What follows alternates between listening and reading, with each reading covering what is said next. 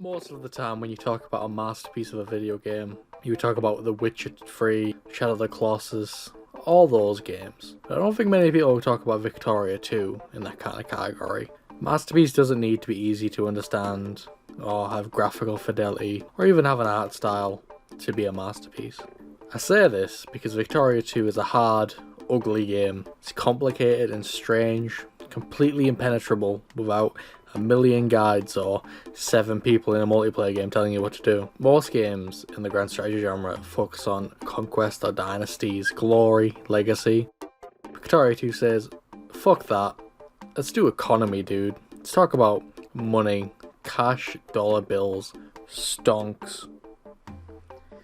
It simulates the economy so well, in fact, that sometimes the economy just crashes, no one can figure out why, only to find out that Great Britain was taken over by the Liberals, and they deleted 100% of the world's production of machine parts, which are required to build factories. Another anecdote about Victoria 2 shenanigans is when I built so many tank factories that I used up the entire world's supply of concrete, stopping anyone from producing anything, which actually happened. I'm very proud of it. These instances might sound frustrating, but I think actually they lead into the magic of Victoria. And why Victoria is special is because everything feels satisfying. Managing your economy and your pops and events and all the little things actually matter. They aren't just window dressing around a get bigger game or conquer more game. It essentially, you are running a country, and it feels like you're running a country. So you could go an entire game without really expanding a bunch, just focusing on industrializing your nation. And in that way, you feel satisfied when you see that the number go up, which is kind of a meme. But that's kind of why Victoria 2 feels so good to play. You could conquer an entire continent in Europa Universalis and feel nothing. But in Victoria 2, when the Liberals rise up, I get so goddamn mad. And a game making you feel something actually is a sign that it's working.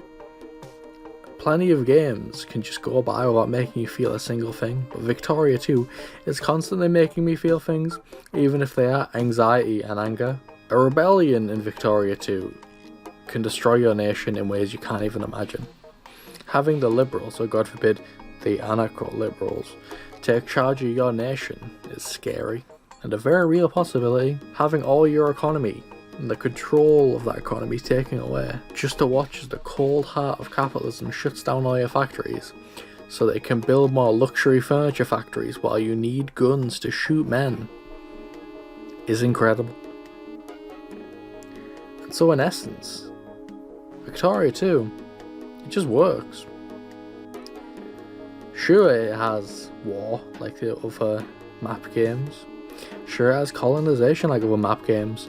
But all of those just feed into the economy. And it's all about the economy. That's why Great Britain is the strongest nation in Victoria 2, not Prussia. Prussia is the best military, but Great Britain controls the entire world's supply of several trade goods. Which is about as horrifying as you can imagine. There are a lot of things in Victoria 2 that if you think about for too long, it will hurt your brain. So I'm going to describe some.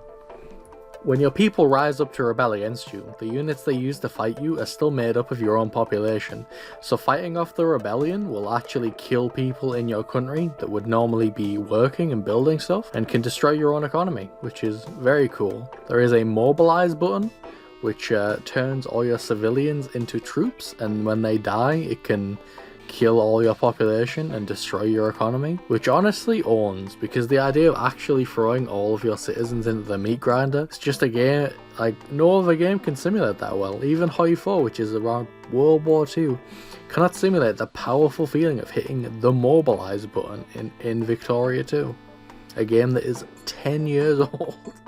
Also, let's talk about going bankrupt. Now, in Europa Universalis 4, you just get debt from an unknown entity that may be your own nation. So, you take out loans, and, they're from a mystery entity. When you take out loans in Victoria 2, you take out loans from other countries.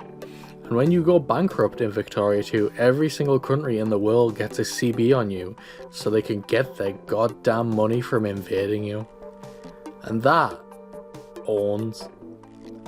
And honestly, all of that is why Victoria 2 is a masterpiece.